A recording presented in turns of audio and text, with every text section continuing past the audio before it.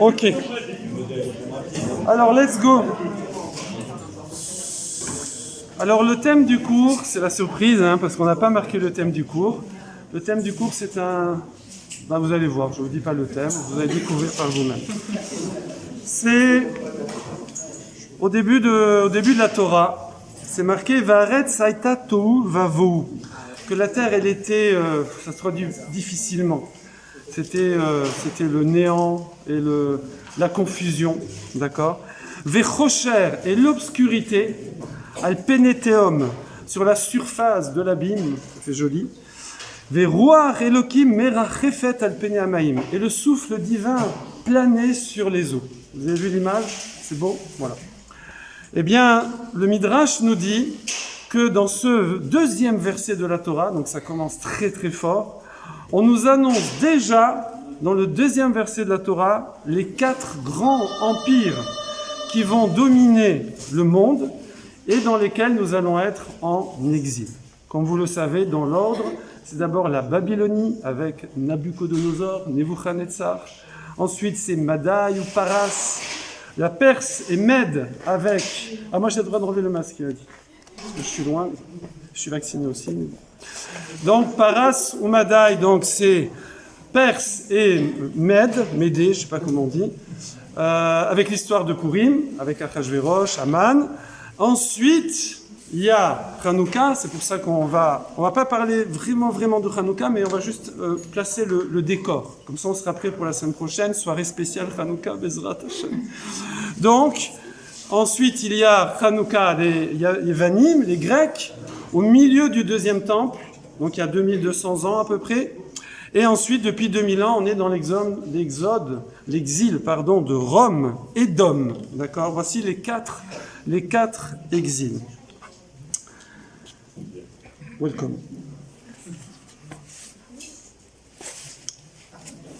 Alors, nos sages nous disent que, visiblement, ce sont des options qui étaient prévues depuis le début. Ça veut dire, c'est vrai que tout exil aurait pu éventuellement être évité, puisqu'on voit qu'il y a, ne serait-ce qu'à la sortie d'Égypte, Moshe Rabbeinu aurait pu être le Mashiach, et ça aurait été déjà la fin, etc. Mais, en tout cas, si on ne réussissait pas à finaliser avant, c'est des options qui étaient prévues dans l'histoire de l'humanité. Donc la question qu'on va se poser, c'est à quelle fin Akadosh Baruch Hu a prévu qu'à un moment, il y ait des empires comme ça, qui sont des empires assez totalitaires, assez tyranniques, avec des gouvernants un peu spéciaux. Oui. Pourquoi est-ce qu'Hachem a prévu qu'ils vont dominer, gouverner le monde pendant des milliers d'années? D'accord? Alors la Gemara... nous, d'habitude, comme on dit dans les tfilotes, dans le Moussaf par exemple, qu'à cause de nos fautes, Cette fois-ci, ces exils, nos sages nous disent « Ah, c'est pas à cause de nos fautes. On aurait pu éviter en clôturant l'histoire de l'humanité plus tôt, c'est vrai, mais ces options-là ne sont pas à cause de nos fautes. Par contre, jusqu'à combien on va être assujetti à ces exils, ça oui. Ça, c'est lié à notre niveau, forcément, à nos mérites. D'accord? En fonction de mérites, si nos mérites sont plus grands, on est moins assujetti, même si on est en exil. Par exemple, actuellement, on est en exil, mais bon, Hachem, on profite d'une très grande liberté de culte, comme on dit. D'accord? Ça fait joli, hein? Donc, on peut pratiquer le judaïsme très librement dans la plupart des pays du monde, pas tous, mais pas mal. Voilà, donc... Combien on est assujetti, ça va dépendre de nos mérites. Et effectivement, on voit ça dans la Gemara Megillah. Dans la Gemara Megillah, on nous dit que chacun de ces exils, il y a eu un leader. Il y a eu une ou plusieurs personnes qui nous ont sortis de cette galère, de cette galoute, d'ailleurs, c'est un jeu de mots, galère, galoute exil en hébreu, galère en français, nous a sortis de cette galère. Et par exemple, qui nous a sortis, alors ça tout le monde le sait, de l'exil de Paras ou Madaï, de l'histoire de Purim, c'est Mordechai et Esther. Où est Esther? Elle est là. Donc, Mordechai, il n'y a pas de Mordechai. Donc c'est Mordechai et Esther. Ensuite, qui nous a sortis de la galère de l'exil de Yavan des Grecs? Et là, on nous dit Shimon HaTzadik, Shimon HaTzadik et les Hashmonaïm. Alors, Shimon HaTzadik, c'était le Kohen Gadol. Et les Hashmonaïm, c'est une famille qui descend des Kohanim Gedolim. Oh là là. Excusez-moi parce que j'ai passé 1 heure en fait sur la table d'opération. Je ne vais pas vous faire pleurer. Il y a 2-3 heures avec anesthésie ici. Et je commence à reprendre possession de ma bouche. Voilà. Donc, petit à petit, c'est agréable. Donc excusez si des fois ça dérape. Je disais quoi déjà? Oui, c'est une famille qui descend des Kohanim Gedolim, les Hashmonaïm. C'est juste une petite famille, ils étaient une 12aine, d'accord? Et c'est eux qui nous ont sauvés, qui nous ont sortis de l'exil de Yavan. Oui. Alors évidemment, la question que vous vous posez tous et toutes, c'est nous, on n'a jamais entendu que Shimon HaTzadik, Kohen Gadol, il a pas lutté contre les Grecs. On a entendu que les Hashmonaïm. Dans Alanissim, on ne parle que des Hashmonaïm. On ne parle pas de Shimon HaTzadik. C'est pas marqué. Alors pourquoi la Gemara, elle parle de Shimon HaTzadik? Oui, bizarre, oui. Eh bien, c'est pour illustrer ce qu'on vient de dire juste avant. Que ces exils sont prévus, ces empires qui vont dominer le monde sont prévus par Hachem, mais combien on est assujetti, ça dépend de nous. Ça dépend de nous, d'accord? Et effectivement, à l'époque de Shimon HaTzadik, eh bien, il vaut mieux parfois prévenir que guérir. Il vaut mieux prévenir que guérir. Je crois que l'anesthésie a touché le cerveau. Bon, c'est pas grave. Il vaut mieux prévenir que guérir, oui. Il y a des médecins qui rigolent, là, je crois. Je les ai reconnus. Donc, il vaut mieux prévenir que guérir. Et effectivement, on nous dit que Shimon HaTzadik, lui, c'était un leader, c'est le Kohen Gadol. Il a amené le Klal Israël à un tel niveau. Il y avait beaucoup de miracles au temple à cette époque et tout. Il y avait des signes ostentatoires. Oh, j'ai réussi à le dire. Eh bien, que, justement, on n'a pas été assujetti alors que c'est l'époque d'Alexandre le Grand. Alexandre le Grand qui a conquis tout le bassin méditerranéen en flash, comme ça, très rapidement, d'accord? Et on raconte d'ailleurs dans la Gemara Yoma, où on raconte cette fameuse rencontre. Je vais la faire vite parce que je pense que vous avez tous déjà entendu cette histoire. Mais quand les Koutim, donc les Koutim c'était des gens qui nous aimaient pas trop et qui ont chauffé, si on peut dire, Alexandre le Grand, qui de toutes les façons était en train de conquérir tout le bassin méditerranéen, en lui disant qu'on s'était révolté contre lui. Donc c'était du Motsi Shamra, du Lachonara, c'était faux. Ils ont dit Alexandre le Grand, voilà, il se révolte contre toi, viens, détruis le temple, assujettis le peuple hébreu. Et il est venu avec son armée. Et donc on a prévenu une armée qui avait déjà gagné tant de victoires et conquis tant de pays. Et on a prévenu Shimon HaTzadik, Kohen Gadol. Lui, les Kohanim, ils savent pas se battre, hein, c'est pas des militaires. Et Shimon HaTzadik, il a dit ne vous inquiétez pas. Ils sont partis le soir. Ils savaient qu'ils devaient arriver le lendemain matin. Alors imaginez, c'était le 15 Tevet. Le 15 Tevet, vous savez, il y a le Ta'anit, le jeûne du 10 Tevet, c'était 5 jours après. Le 15 Tevet. Et donc, le 15 Tevet, eh bien, le soir, Shimon HaTzadik a mis les habits de Kohen Gadol, tous les Kohanim avec lui, sur 2 rangées comme ça, magnifiques, avec des torches, et ils ont marché toute la nuit. Toute la nuit, ils ont marché, c'est dans le froid, hein. Bon, c'est en Israël, ça va. Mais Tevet, c'est le cœur de l'hiver. Ils ont marché toute la nuit. Et à Maud HaShachar, au lever du jour, comme ça, eh bien, ils ont vu l'armée avec Alexandre le Grand. Alors, Alexandre le Grand était un de ceux qui étaient toujours devant, d'accord? Comme certains se sont inspirés de lui, d'ailleurs. Et donc, il était devant ces hommes. Et donc, ils voient l'armée qui arrive devant eux. Et la rencontre s'est faite au moment où le soleil a percé comme ça à l'horizon. Et là, Shimon HaTzadik se présente sans aucune arme, avec tous les Kohanim, devant Alexandre le Grand et toute son armée. Et là, Alexandre le Grand arrête son char, descend du char et fait la révérence devant Shimon HaTzadik. Les Koutim n'en peuvent plus, ils sont là, ceux qui nous ont balancés, comme on dit. Ils disent, comment, roi, comment, empereur, tu te prosternes devant un Yehudi comme ça? Et lui, il dit, je voyais son image avant chaque guerre, et je savais que quand je voyais son visage, j'allais gagner. Et maintenant, il dit, vous voulez que je détruise le temple? Et Shimon HaTzadik dit, le temple, on priait pour que tu réussisses tes guerres. Parce qu'effectivement, c'était dans les plans divins. Parce que ces empires, parfois, faisaient du mal, mais aussi des fois, il civilisait, comme Alexandre le Grand a civilisé tout le bassin méditerranéen avec toute la culture grecque. Et donc, Shimon HaTzadik va recevoir Alexandre le Grand. Alexandre le Grand va lui demander de faire une statue dans le temple. Shimon HaTzadik va lui dire c'est pas possible, mais tous les Kohanim qui vont naître cette année, tous les enfants, s'appelleront Alexandre. Et du coup, même les non-Kohanim aussi ont appelé leurs enfants Alexandre, et c'est pour ça que de nos jours, il y a beaucoup de garçons, et même des filles, Alexandra, qui s'appellent Alexandre ou Alex. Oui, ça vient de cette histoire-là. Donc, qu'est-ce qu'on voit ici? Et donc, on voit ici que... Ah oui, bon, je dis pas les pauvres Koutim, ils les ont attachés aux queues des chevaux et ils les ont envoyés là-bas dans la prairie. En tout cas, qu'est-ce qu'on voit?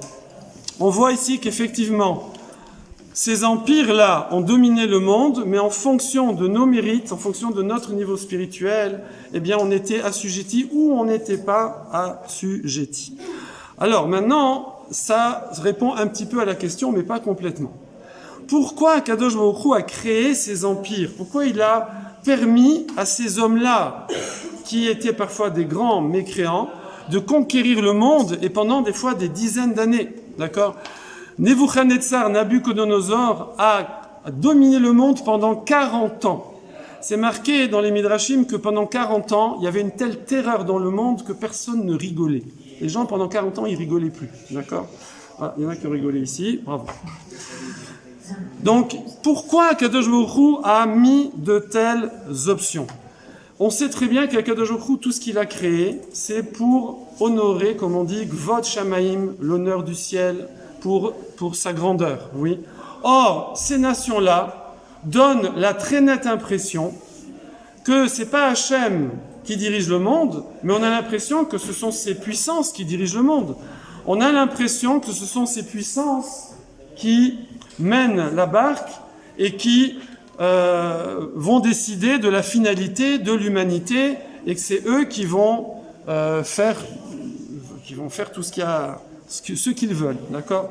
On a l'impression qu'ils échappent au contrôle d'Akadosh Baruch Hu. Donc, comment Hachem peut créer des nations aussi puissantes, des gens, en général ça repose sur une personne, un tyran, sur une personne qui va avoir ce pouvoir pendant des dizaines d'années de mener comme ça des populations entières, comme on a connu aussi il n'y a pas longtemps, alors qu'apparemment ça va à l'encontre du projet divin.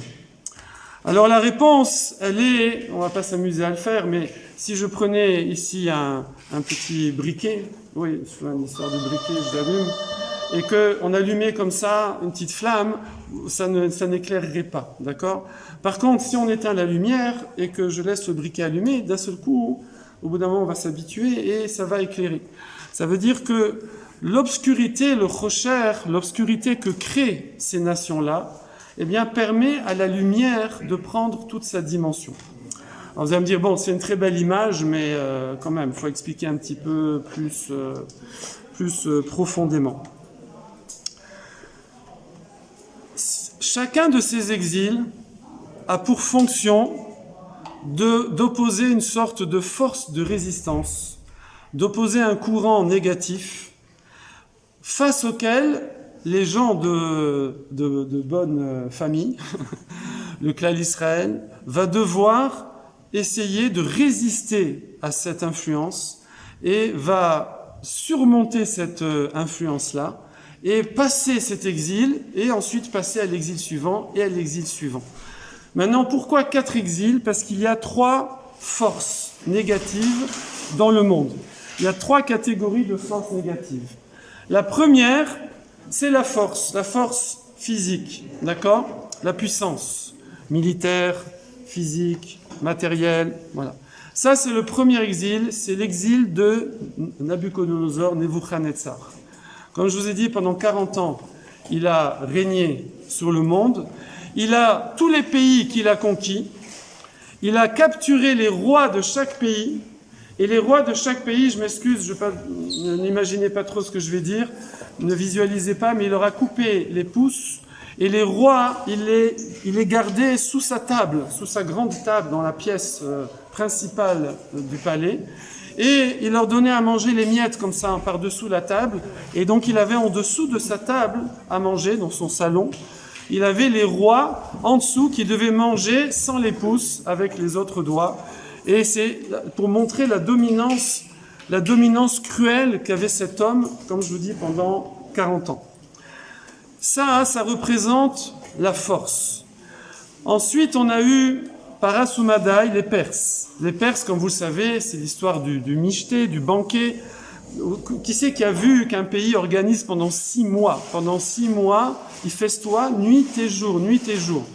Dans la Megillah, on raconte d'une façon soft. On montre toutes les belles décorations, les lits en or, les tentures, le vin avec l'âge de la personne, l'âge du vin, l'âge de la personne, etc., etc.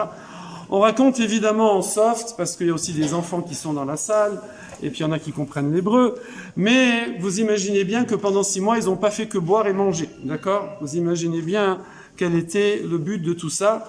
Et donc toute cette civilisation, elle prônait, comme religion, si on peut dire, c'est tout ce qui est la luxure, les plaisirs, démesurés, voilà, toutes les dérives liées à tout ce qui est charnel, à tout ce qui est plaisir bestial. D'accord? Ça, c'est la civilisation de Achashverosh et de Haman. La civilisation des Grecs, on va la laisser de côté pour la fin, d'accord? Parce que elle, le sage nous dit que ça, elle, c'est un peu spécial. C'est un peu spécial, donc on garde ça pour la fin. Et puis, c'est l'introduction, vous avez compris, à la semaine prochaine, à Hanouka. Et la civilisation dans laquelle nous sommes, bon, je vais dire juste un mot, parce que sinon on ne pourra pas dire la suite. La civilisation grecque, c'était la sagesse. La sagesse, la culture, le raffinement, l'épanouissement personnel, le développement intellectuel, culturel, l'esthétique. Et tout ça, ça nous parle. Ça nous parle, vous avez compris. C'est pour ça que c'est un peu différent des autres nations qui sont sur des niveaux beaucoup plus bestiaux, beaucoup plus bas, comme la force physique et les plaisirs physiques. Là, on est déjà plus dans l'intellect, oui. Ça, mais c'est également une épreuve, comme on va le préciser. Et enfin, depuis 2000 ans, nous sommes dans l'exil d'Édom, de Rome, civilisation romaine et occidentale, avec un empire dans l'empire, puisqu'il y a l'Occident et l'Orient, pour pas trop rentrer dans les détails. C'est pas vraiment l'Orient, c'est la Perse, mais enfin, c'est pas grave. En tout cas, on est dans cet exil depuis 2000 ans. Et quel est, d'après vous, le caractère de ce 4e exil, qui est le dernier et qui est le plus long, puisqu'il dure 2000 ans. Les autres ont duré quelques dizaines d'années à chaque fois. À votre avis, qu'est-ce qui reste? Si on a vu la force physique, on a vu les plaisirs physiques, on a vu les plaisirs intellectuels, si on peut dire, qu'est-ce qui reste comme force? C'est-à-dire tout ce qui est? Non, on n'est pas trop, ça n'existe plus trop. Bon, je vous le dis, c'est simple, c'est les 3 en même temps. C'est la compile des 3, on révise. C'est pour ça que ça dure 2000 ans. En fait, c'était une préparation. C'était la préparation. On a eu d'abord d'accord, une épreuve. Après, on a eu la 2e. Après, on a eu la 3e. C'est bon, on a bien appris. Alors, on vous refait les 3 en même temps. Et là, jusqu'à la venue du Mashiach. Donc, c'est pour ça, effectivement, ce que je vous dis, vous l'avez certainement retrouvé. Quand je vous parlais de puissance, de force physique, etc., c'est vrai que maintenant, c'est un petit peu moins, c'est moins dans l'Occident. Mais les conquistadors, la colonisation, l'esclavage, les guerres de religion, ça a bien travaillé pendant des milliers d'années, d'accord? Pareil au niveau des plaisirs, de la luxure, des choses, ça tourne bien aussi. Et l'intellectuel aussi, le siècle des Lumières, et tout ça, ça tourne également. Donc nous sommes, depuis 2000 ans, dans le triple challenge. Le triple challenge. Qu'est-ce qui va faire que ça va s'arrêter Alors, on va voir. Donc on est dans le cumul. Alors maintenant, on va reparler un petit peu de l'exil de la Grèce. Juste un petit peu, parce qu'on ne va pas trop, on dit spoiler, c'est ça? Sur la semaine prochaine, sur Hanouka. Mais nos sages nous disent que Malchut Yavan, Irshicha Enehem shel Israël. L'empire grec a obscurci nos yeux. D'accord? A obscurci nos yeux. Ça veut dire qu'elle est en train de dire, comme ça en soft, que la plus dangereuse des trois, c'est celle-là. La composante la plus dangereuse des trois, c'est celle-là. Pourquoi ? C'est pas shoot, c'est évident, d'accord ? Quand vous avez un malabar qui arrive comme ça, qui dit « je vais t'éclater la tête et tout, attends mon frérot et tout », vous savez clairement que vous avez un ennemi en face de vous, d'accord ? Après, on se soumet pas, on essaie de se défiler, on essaie de se défendre, c'est une question. Mais l'enjeu est clair, l'ennemi est clair, il est localisé, d'accord, comme on dit à l'armée, oui ?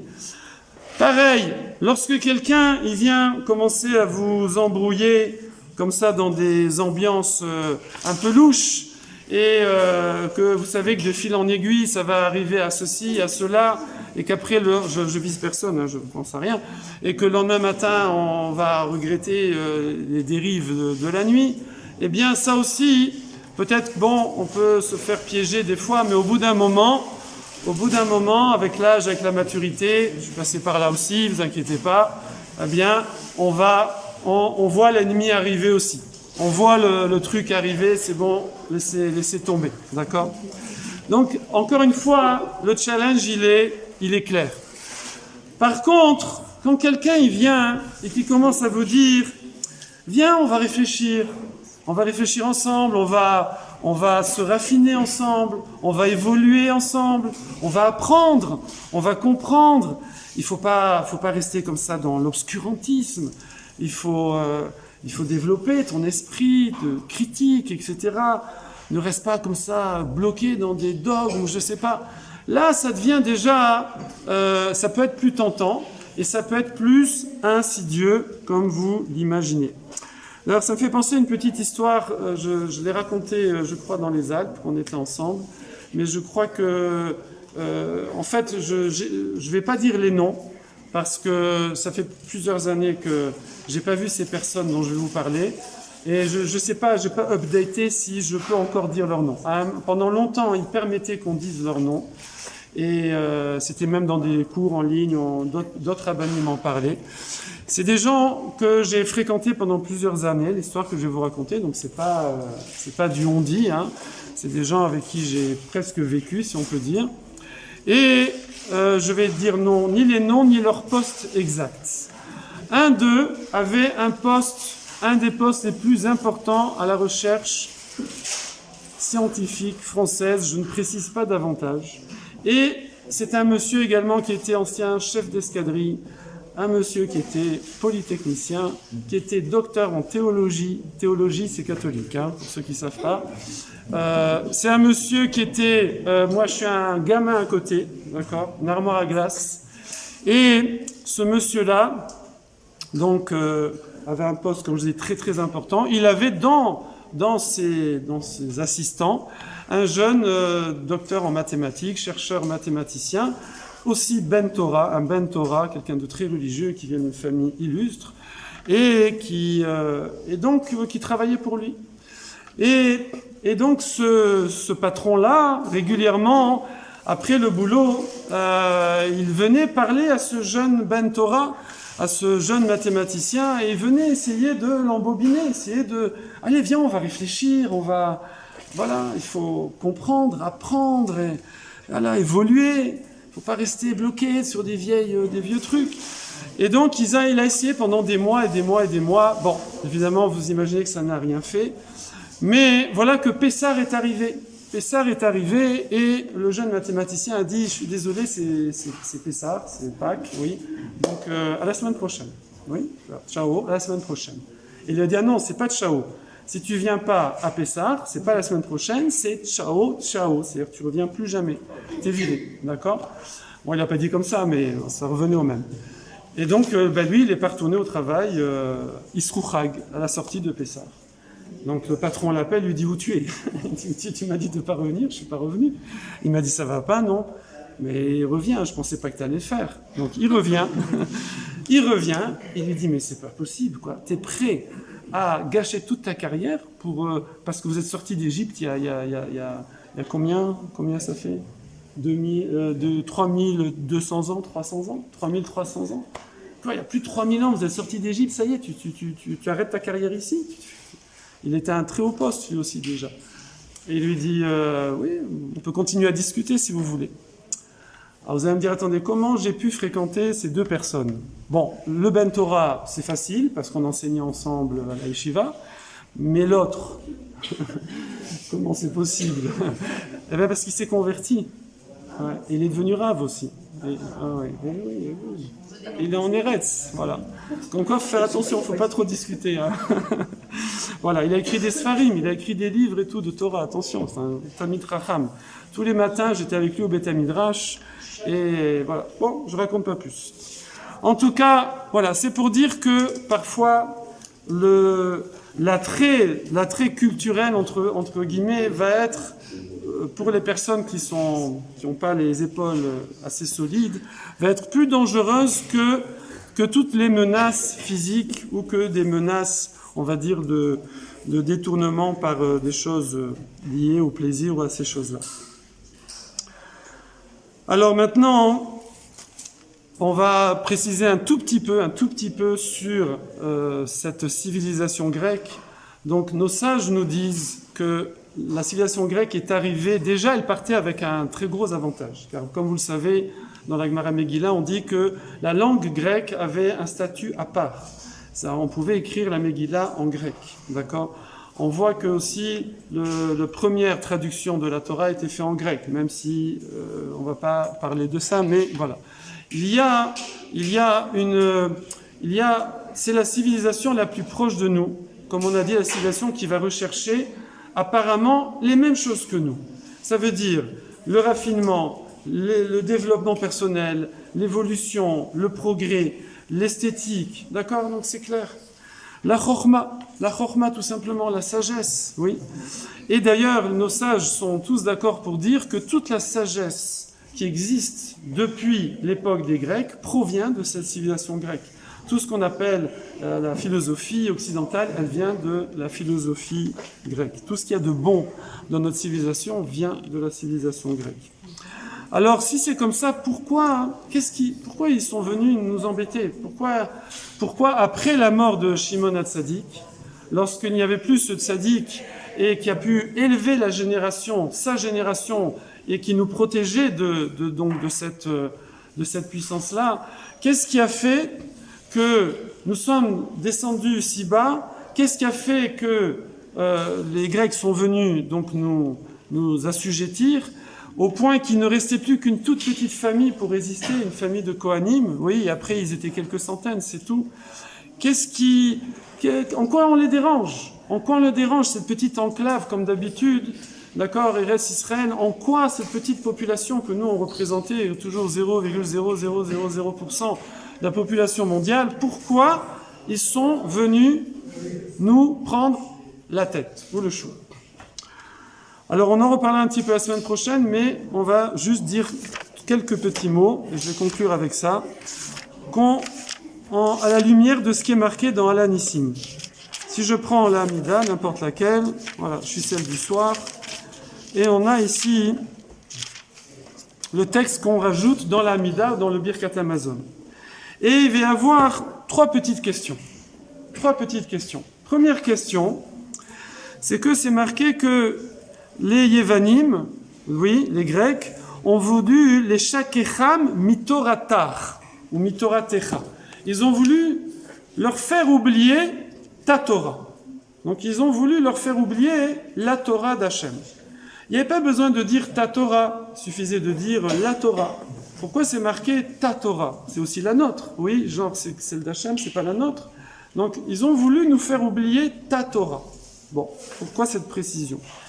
Deuxième petite question, c'est marqué que ensuite ils ont voulu également les aviram mechuke retzonar. Ils ont voulu nous faire passer outre, oui, les chukim. Alors chok, je vais expliquer ce que ça veut dire ce mot. Les chukim de ta volonté, d'accord ? Les chukim de ta volonté. Alors un chok avec un chet, c'est pas un roc. Un chok, c'est une loi qui normalement est difficilement, on va dire, compréhensible humainement, d'accord ? On appelle ça, voilà, des chukim, comme par exemple le shatnez, de ne pas mélanger le lin et la laine. Alors il y a des petites explications, Alpi Kabbalah, des choses un peu comme ça, mais c'est des lois où aucun être humain n'aurait pensé à inventer ces lois, ou nous les aurait trouvées de lui-même. Et c'est des lois dont le ta'am, la raison, elle est surtout divine. Et même s'il y a un petit peu d'explication dans la Torah, mais c'est pas très compréhensible. D'accord? Donc, Paradouma, la vache rousse, Chatnez, il y en a comme ça quelques-unes. Ça, c'est les Chukim. Le problème, c'est qu'ici, il aurait fallu qu'on dise à l'Anissim simplement qu'ils ont voulu nous faire passer outre nos Chukim. D'accord? Pourquoi c'est marqué les Chukim de ta volonté? C'est pas français, je veux dire. C'est pas français, évidemment, c'est l'hébreu, mais bon, j'arrive pas à vous faire rire ce soir. Il faut dire que je suis pas très rigolo ce soir, j'avoue. Alors, ça y est, j'ai réussi. Donc pourquoi c'est marqué les Chukim de ta volonté? En plus, excusez-moi, mais les Grecs, ils n'ont pas enlevé les Chukim. Ils ont enlevé Shabbat, ils ont enlevé l'étude de la Torah, ils ont enlevé Nida, Rosh Chodesh. C'est pas comment? Le Beth Amikdash, le temple, les korbanot, c'est pas des Chukim. Il y a combien de catégories dans les mitzvot? Il y a 3 catégories dans les mitzvot. Il y a Edout. Edout, c'est témoignage. Ce sont des événements qui nous ont des événements duquel on doit apprendre chaque année ou à des périodes régulières, genre création du monde, Shabbat, c'est toutes les semaines, Rosh Chodesh tous les mois, et Pessah, Shavuot, Sukkot, Rosh Hashanah, Kippour. Voilà, ça c'est les Edout, c'est les témoignages. Oui. Ensuite, il y a les Mishpatim. Mishpatim, c'est les lois compréhensibles, humaines, que tout le monde aurait trouvé plus ou moins de lui-même, par la logique, ne pas tuer, ne pas voler, etc., etc., toutes les lois sociales. C'est Mishpatim.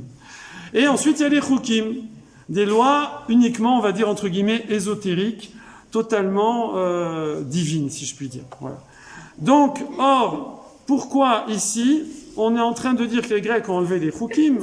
Non, ils ont enlevé aussi Shabbat, c'est Edout. D'accord. Troisième question. Je fais jamais ça en fait, de poser des questions et après donner les réponses. Ça embrouille, mais bon, ça y est, j'ai commencé, je finis, excusez-moi. Ensuite, pour finir la troisième question, après on va donner une réponse plus ou moins globale. C'est marqué que maintenant, à Kadosh Baruch Hu, Berachamecha, dans ta miséricorde, tu as donné, attendez, j'arrive, voilà. Je saute un peu, tu as transmis, tu as livré les forts dans les mains des faibles. C'est bien, les forts dans les mains des faibles. C'est quoi le contraire de fort? Faible. C'est quoi le contraire de faible? Fort. Il y en a 4 qui suivent, c'est bien. Alors, non, c'est une blague. Ensuite, elles sont pas géniales mes blagues, je suis désolé, je suis pas super fort. Ensuite, tu as livré Rabim, Meyad, Meatim, les nombreux dans les pas nombreux. Donc, nombreux, contraire de pas nombreux, c'est bien. Rabim, beaucoup, dans Meat, un peu. Ok? Ils étaient des centaines de milliers. C'était une armée, on n'a pas idée de l'armée grecque.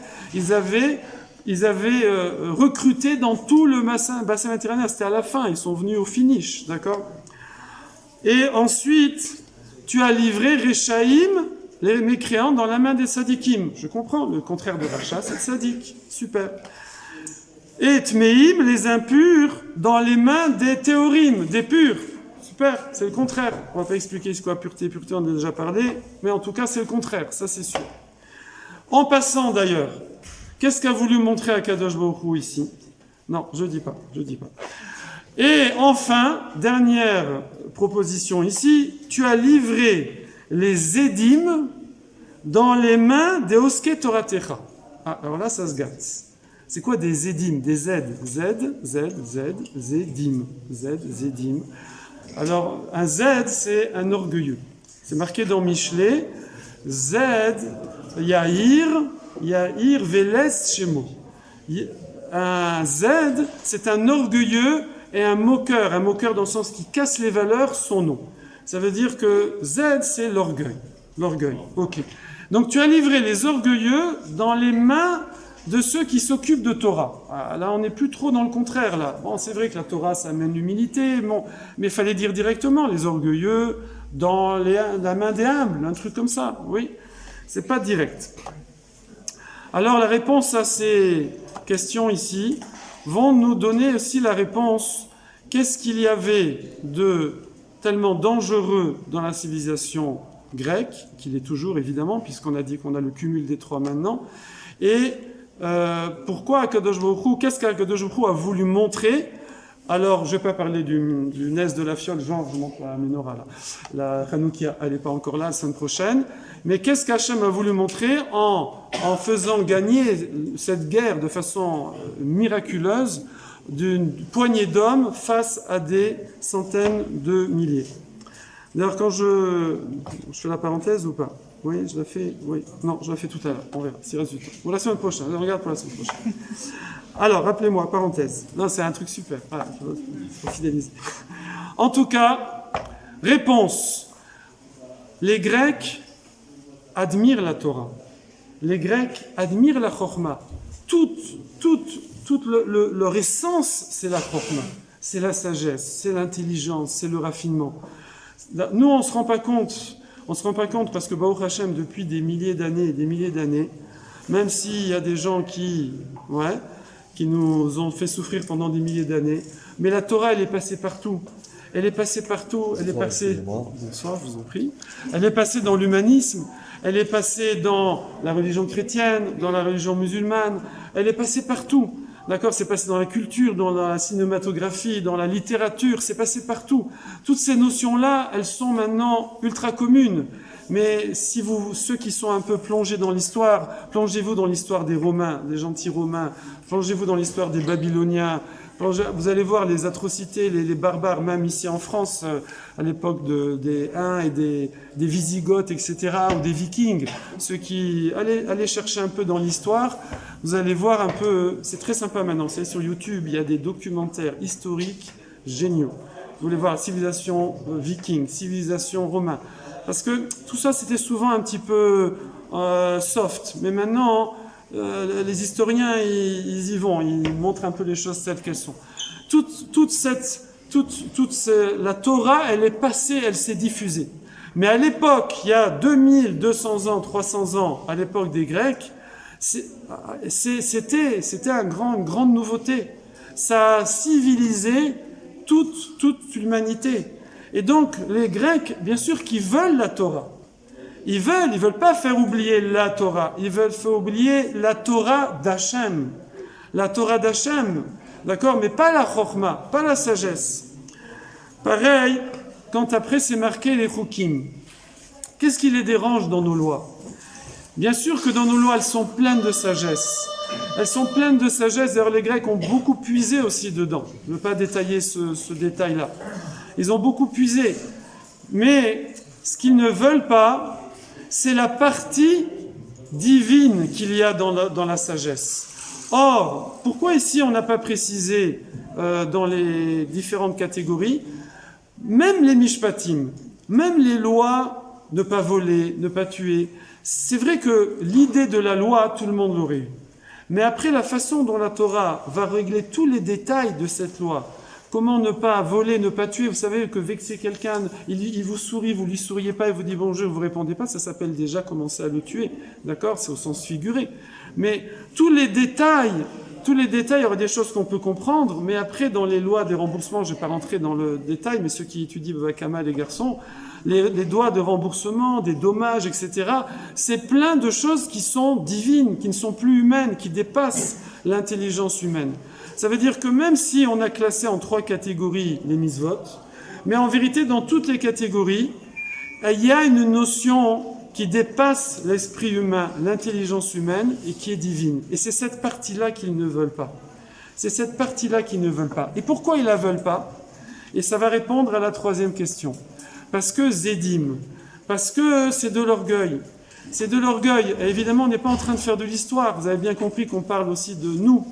Ça veut dire que nous, quand on a du mal aussi à avoir cette humilité, de réaliser qu'on est des petits humains, des petits êtres humains, que celui qui a créé, pas qui a créé, mais qui crée, qui gère à chaque seconde cette immensité du monde avec tout ce qui contient, les végétaux, les animaux, les astres, l'infiniment petit, l'infiniment grand, que tout ça où l'être humain est en train de gratter un tout petit peu à la surface pour qu'on commence à comprendre, eh bien celui qui n'a pas l'humilité de réaliser que forcément la sagesse divine n'a aucune commune mesure avec la sagesse humaine, et donc toute la Torah, aussi grande qu'elle soit, c'est qu'une toute petite compréhension de comment fonctionne le monde, comment Hachem gère le monde. Et c'est cette partie-là que les Grecs n'acceptaient pas, parce qu'ils avaient par orgueil, et que nous aussi, des fois, on a du mal à accepter par orgueil, parce qu'on pense qu'on sait mieux que le bon Dieu pour parler français, d'accord ? Et c'est pour ça que c'est marqué le contraire de Zédim, le contraire des orgueilleux, de l'orgueil, c'est Oske Toratecha, s'occuper de ta Torah. Alors, c'est vrai qu'il y a une explication qui dit Oske Toratecha, c'est comme un essai, quelqu'un qui est dans un business, qui monte un magasin, il y pense 24 heures sur 24, même quand il dort. Donc on dit aussi pareil, la Torah, il faut vivre Torah. On vit Torah, on mange Torah, on dort Torah, on est tout le temps, voilà. C'est pas, là j'étudie 2 heures et après ça y est, je passe à autre chose. Tout est conditionné, tout est nuancé par la Torah. Bon, ça c'est une explication. Mais ici, il y a une autre explication. Pourquoi on oppose orgueilleux Zédim à Oske Toratecha? Pourquoi on n'a pas marqué l'homme des Toratecha, qui étudie ta Torah? Étudie. Pourquoi je m'occupe de Torah? Genre, je m'occupe, mais dit que tu étudies. Quand on vous demande, tu fais quoi les yeshivas? Vous dites, je m'occupe de Torah. Non, tu étudies la Torah. Parce que étudier la Torah, c'est prétentieux. C'est très prétentieux. C'est genre, je l'étudie, ça veut dire que je peux la comprendre. Alors quand je dis, évidemment, c'est ça qu'on veut dire au sens... mais quand je dis, je m'occupe de Torah, ça veut dire, j'essaye, je fais ce que je peux.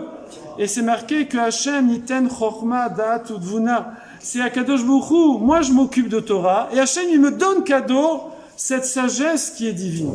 C'est-à-dire que nous, en vérité, il faut avoir cette notion-là, que quand on étudie la Torah, on fait juste notre partie humaine, mais ce qu'on va recevoir, c'est divin. Ça dépasse l'entendement, ça dépasse le séchel humain. Et c'est ça que les Grecs n'acceptaient pas. C'est ça l'orgueil. Et c'est ça que nous aussi, hélas, des fois, on a du mal à comprendre. C'est pour ça qu'on en parle, parce que les Grecs, ils sont plus là. Donc, on n'est pas là pour parler. L'histoire est pleine d'instructions, mais c'est pour en tirer des leçons pour notre vie quotidienne. Donc, voilà ce que je voulais partager avec vous.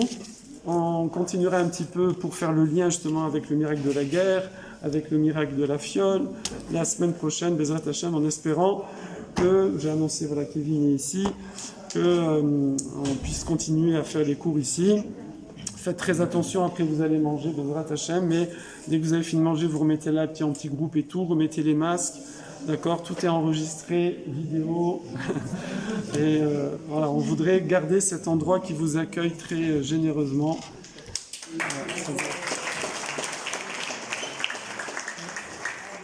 Merci beaucoup, Farsi, pour le shiur. On va pas tarder à aller manger. Avant, donc les petites annonces. Donc la semaine prochaine, normalement, Bezrat Hashem, si on garde la salle, parce que en ce moment, la situation sanitaire vraiment devient de pire en pire. Donc c'est pour ça que maintenant, ça fait déjà 2-3 semaines qu'on nous dit que le masque est vraiment obligatoire. Donc j'espère qu'on pourra encore garder la salle. Normalement, la semaine prochaine, il y aura une fête de Hanouka ici, avec des beignets, la Hanoukia, en partenariat avec un autre mouvement qui s'appelle Hillel Campus. Donc, et du coup, il va y avoir donc 2 intervenants avec un deuxième rave qui va parler. Ne vous inquiétez pas, le cours ne sera pas double, c'est juste qu'on va partager le temps. Le cours de la partie sera un petit peu plus court pour laisser le deuxième rave parler exceptionnellement. Et dans 2 semaines, donc la semaine prochaine, fête spéciale de Hanouka, soirée grecque. Dans 2 semaines, ça va être la grande soirée israélienne en partenariat avec l'agence juive et Massa. Donc ça va être aussi une très belle ambiance. On va écouter tout de suite. Une très belle ambiance également. Et ensuite, qu'est-ce qu'il y avait d'autre Et juste quand vous sortez, ne restez pas devant le... Okay. Ne restez pas devant. Et là... Okay. Et on va d'autres... Non,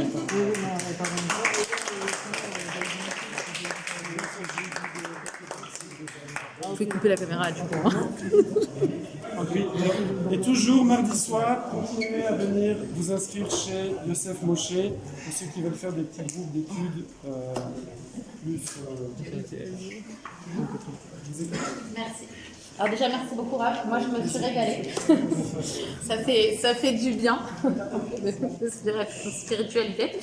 Alors moi je m'appelle Yona, je viens d'Israël. Je suis là pour une semaine pour rencontrer. J'enlève mon masque, ne m'inquiétez pas, je suis vaccinée. plein de fois, trop de fois même. Donc je suis là pour une semaine pour rencontrer des jeunes comme vous. C'est un marathon et je suis hyper contente de pouvoir vous parler ce soir. Je travaille pour des programmes Massa, pas pour Massa mais pour des programmes Massa. Alors en 2 mots, qu'est-ce que c'est Massa? C'est un projet gouvernemental qui vous permet en fait, dans la continuité de Taglit, qui est on a le goût d'Israël très rapide, qui vous permet de découvrir Israël un peu plus comme un Israélien, un peu plus en profondeur, etc. Et il y a tous les programmes que vous pouvez imaginer, en général entre 4 et 10 mois. Il y a aussi des programmes de 2 mois pendant l'été, et que vous pouvez imaginer. C'est-à-dire yeshiva, séminaire, formation professionnelle, études universitaires, préparation à l'armée, préparation pour rentrer dans les facs, etc., etc. Et sauf que, alors maintenant, vous savez que ça existe. Moi, mon idée, c'est surtout que vous sachiez que tout ça existe. Si un jour, maintenant, dans 6 mois, dans 1 an, dans 2 ans, vous avez une idée comme ça, vous savez que ça existe, vous avez envie de découvrir Israël, vous avez envie de faire une pause, vous avez envie de vous ressourcer, etc. Vous savez que ça existe. Maintenant, je ne peux pas vous donner trop de détails sur ces programmes-là parce que c'est pas moi qui m'en occupe. Moi, je m'occupe de 2 types de programmes, particulièrement, on va dire, des programmes de stage et des programmes d'Ulpan. Sachez aujourd'hui une information importante, que Massa, aujourd'hui, c'est jusqu'à 35 ans, ce qui n'était pas le cas il y a 1 an. Donc aujourd'hui, c'est à 35 ans, ça veut dire que ça vous laisse encore plus le temps de le faire. Et quand je vous parle de programme de stage, nous, on offre des stages, donc comme vous l'imaginez, comme pour les étudiants ou même les personnes après les études qui veulent mettre un premier pas dans le monde professionnel. On vous trouve le stage, on s'occupe de tout dans votre domaine, quel que soit votre domaine. On a des programmes de 2 mois et des programmes de 5 mois, avec Ulpan, activités, découverte d'Israël, etc. Et on a aussi des programmes d'Ulpan où vraiment vous venez, vous apprenez l'hébreu et vous passez du bon temps. Voilà. Je reste ici avec vous un petit peu. Donc si vous voulez venir me voir avec plaisir, vous avez des questions, vous voulez en savoir plus, vous voulez juste discuter, avec plaisir je suis là. Et merci encore et bonne soirée. Aussi Sarah, donc, qui est ici présente, avec Odélia qui vient assez souvent aussi. Donc si vous avez aussi des questions, je peux vous retransférer vos questions ou donner des numéros de téléphone si vous avez besoin. Je vais maintenant laisser la parole rapidement à Raphaël et après on ira manger. Dernier précédent. Alors bonjour à tous. Déjà je vois de nouvelles têtes, donc ça me fait toujours plaisir. Toutes les semaines ça change et c'est cool. Alors moi ce que je représente c'est c'est Jewisland, donc c'est avec Ruben ici et avec Sarah ici. Donc voilà, on est un groupe, donc ceux qui sont pas sur le groupe, venez nous voir, c'est très important, on vous met sur le groupe. Il y a des événements, il y a des sorties, on fait ça le dimanche, on va manger des falafels, on va faire des trucs hyper cool, c'est super sympa. Juste après le cours, là, il y a un after qu'on va faire dans un bar qui sera vers Châtelet. Il y a un billard, il y a un baby-foot, c'est gratuit. Donc vous venez me voir, je vous inscris sur la liste, moi ou Ruben ou Sarah. C'est Raphaël qui invite. Le billard et le baby-foot sont gratuits, après il faut payer une petite conso si on veut boire. Et du coup, voilà, ça me ferait plaisir qu'il y ait le plus de monde possible, donc ce serait cool. Voilà, je vous souhaite une très bonne soirée.